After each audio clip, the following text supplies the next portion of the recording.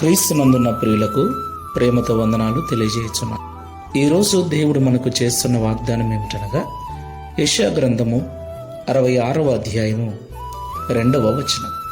ఎవడు దీనుడై నలిగిన హృదయము గలవాడై నా మాట విని వణుకుచుండునో వానినే నేను దృష్టించుచున్నాను. ఆమేన్. నా ప్రియమైన సహోదరి సహోదరులారా, యెహోవా కన్నులు భూలోకములో నివసిస్తున్న మానవుల వైపు చూస్తూ ఉన్నాయి. మరి ముఖ్యంగా ఎవరైతే యెహోవాను దేవునిగా కలిగి ఆయనను ఆరాధిస్తూ ఉన్నారో వారి వైపు చూస్తూ ఉన్నాయి. నా ప్రియులారా, దేవుని కన్నులు మన మీద ఉండటం మనకు ఆశీర్వాదకరం.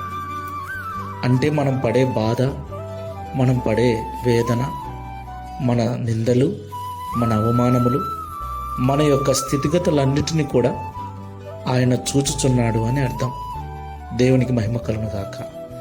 ప్రియులారా, ఈ లోకంలో మనం ఎదుర్కొనే సంకట పరిస్థితుల నుండి, ప్రతికూల పరిస్థితుల నుండి దేవుడు మనల్ని విడిపించాలి అంటే మనం ఈ లోకంలో విరిగి నలిగిన హృదయము గలవారమై ఉండాలి. దేవుని మాట వింటూ ఉన్నప్పుడు ఆ మాటలకు భయపడు వారమై వాటి ప్రకారంగా జీవించు వారమై ఉండాలి. అప్పుడు దేవుడు మనకు తోడై ఉండి మన స్థితిని మార్చి మనల్ని ఆశీర్వదించుటకు సమర్థుడై ఉన్నాడు. ప్రార్థన చేసుకుందాం. ప్రేమ స్వరూపుడా, పరిశుద్ధమైన తండ్రి, మీకు స్తోత్రాలు చెల్లిస్తూ ఉన్నాం. అత్యున్నతమైన సింహాసనమందు ఆసనుడై ఉన్న దేవుడవైన నీవు పరలోకము నుండి భూమి మీద నివసిస్తున్న మా వైపు చూస్తూ ఉన్నందుకు స్తోత్రాలు. ఈ లోకంలో ఎవరైతే విరిగి నలిగిన హృదయం కలవారై దీన Download ShareChat.